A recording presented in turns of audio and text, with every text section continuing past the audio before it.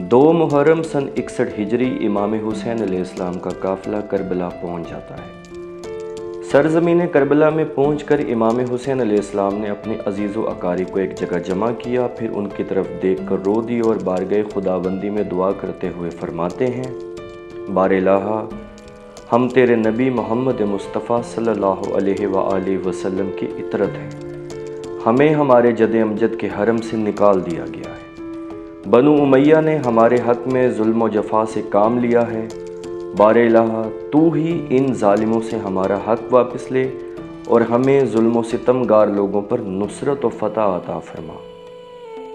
उसके बाद इमाम हुसैन अलैहिस्सलाम ने अपने अंसार और अहले बैत व बनी हाशिम के अफराद को मुखातिब करके फरमाया, अब हालात इस नहज पर पहुँच चुके हैं जिन्हें आप देख रहे हैं। हालात ज़माना बिल्कुल तब्दील हो चुके हैं।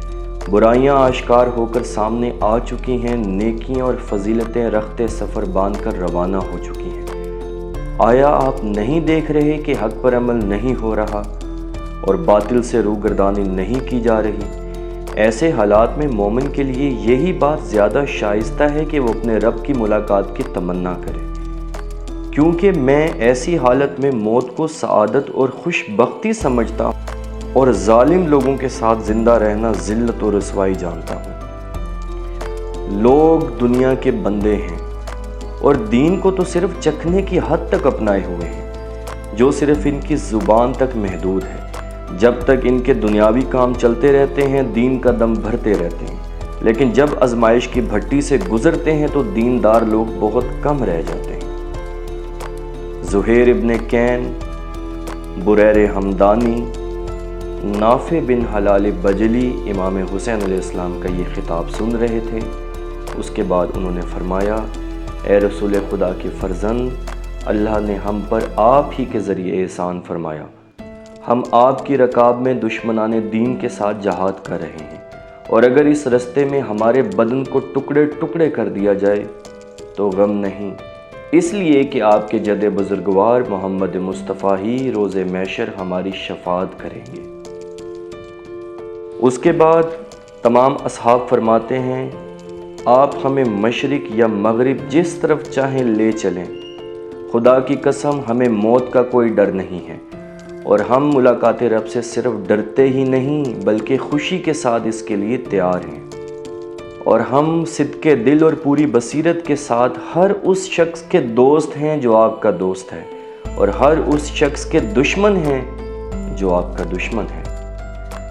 जब इब्न ज़ियाद को इस बात का इल्म हुआ कि इमाम हुसैन अलैहिस्सलाम का काफ़िला करबला में तशरीफ़ ला चुका है, तो उसने इमाम को एक ख़त लिखा जिसका मज़मून कुछ इस तरह से है, मुझे मालूम हुआ है कि तुम करबला में पहुंच चुके हो। मैंने यजीद को ख़त लिखा है। यजीद ने ख़त के ज़रिए मुझे हुक्म दिया है कि मैं हुसैन को मौत के घाट उतार दूँ। मैं उस वक़्त तक जी भर कर खाना नहीं खाऊंगा जब तक तुम्हें शहीद न कर दूं।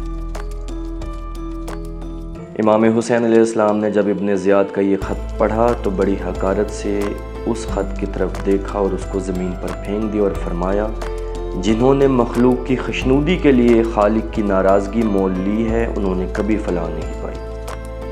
जब उबैदुल्लाह इब्न ज़ियाद का सफ़ीर उबैदुल्लाह इब्न ज़ियाद के पास वापस किया तो उसने सारा माजरा इब्न ज़ियाद को सुनाया।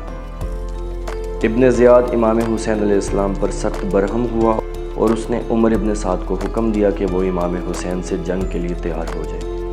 उमर इब्न साद जो रे की हुकूमत का उम्मीदवार था, इमाम के साथ जंग से माजरत खाही की। इब्न ज़ियाद ने कहा, तो फिर रे की हुकूमत का हुक्मनामा हमें वापस कर दो। उमर इब्न साद ने कहा, अब मुझे आज के लिए मोहलत दें ताकि मैं इस बारे में सोचो विचार कर लूँ। मौरिखीन लिखते हैं कि उमर इब्न साद इब्तदाई शब से सहर तक इस बारे में गौर व फिक्र करता रहा और कहता था, आया मैं रे की हुकूमत छोड़ दूँ, हालांकि ये मेरी आरजू है, या फिर हुसैन को शहीद करके मुजम्मत भरी हालत में वापस लौट जाऊँ। इमाम हुसैन के कत्ल के बदले में आग है जिससे राह फरार नहीं है, और रे की हुकूमत भी मेरी आंखों की ठंडक है। उमर इब्न साद के इस रवैये के बारे में एक मशहूर फ़िलासफ़र डॉक्टर अली शरीयती लिखते हैं कि मैं उमर इब्न साद बनने से डरता हूँ। ایک حسین ابن علی ہیں جنہوں نے اپنی تیز دھار نہیں سے باطل خداؤں کے گلے کاٹ دیے، اولاد، اصحاب اور خود قربان ہو گئے، لیکن پانی کو آبرو پر اور موت کو ذلت پر ترجیح نہ دی۔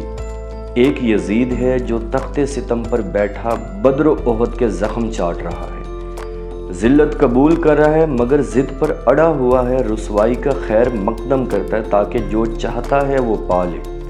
اور ایک عمر ابن سعد ہے جو 8 محرم تک شک میں ہے، یزید کو بھی چاہتا ہے، حسین کو بھی، دنیا بھی آخرت بھی، خدا بھی ساتھ رہے اور خرما بھی، حکومت و قدرت بھی، آبرو بھی اور نیک نامی بھی۔ آخرکار عمر ابن سعد واحد کردار ہے جو کچھ بھی حاصل نہیں کر پاتا۔ بدبودار اور ناکام ترین کردار عمر ابن سعد کا ہے جس کے ہاتھ خالی ہیں۔ ہم معمولی لوگ نہ ہی یزید جیسی قدرت و طاقت رکھتے ہیں اور نہ ہی حسین جیسی جرأت و سرفروشی، مگر ہم سب میں ایک ناکام، چاپلوس، موقع پرست عمر ابن سعد موجود ہے۔ میں سب سے بڑھ کر عمر ابن سعد بننے سے ڈرتا ہوں۔ عمر ابن سعد نے یہ سارا ماجرا صاحبان حل و عقد کے سامنے رکھا، سب نے اسے امام حسین سے جنگ کرنے سے روکا۔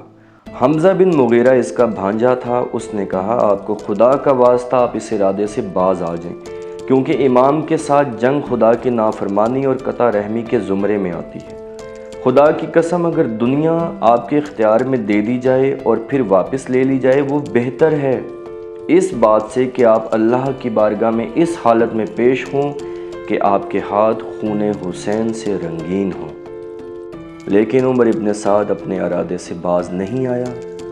وہ عبید اللہ ابن زیاد کے پاس گیا اور عرض کی آپ نے میرے ذمہ یہ کام لگایا ہے اور اس کے بدلے میں رے کی حکومت دی ہے، اور لوگوں کو بھی اس بات کا علم ہو گیا ہے، البتہ اس بارے میں میری یہ خواہش ہے کہ کوفہ کے کچھ سردار ہیں جن کا اس جنگ میں میرے ساتھ ہونا ضروری ہے، آپ انہیں بلا کر میرے ہمراہ کر دیں۔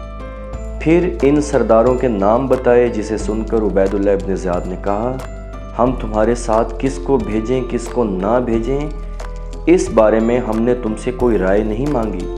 اگر تم اس موجودہ لشکر کے ساتھ اپنا فریضہ ادا نہیں کر سکتے تو ٹھیک ہے، رے کی حکومت سے اپنے آپ کو فارغ سمجھو۔ عمر ابن سعد جب ابن زیاد کا یہ جواب سنتا ہے تو کہتا ہے ٹھیک ہے، میں حسین ابن علی سے جنگ کے لیے کربلا جاؤں گا۔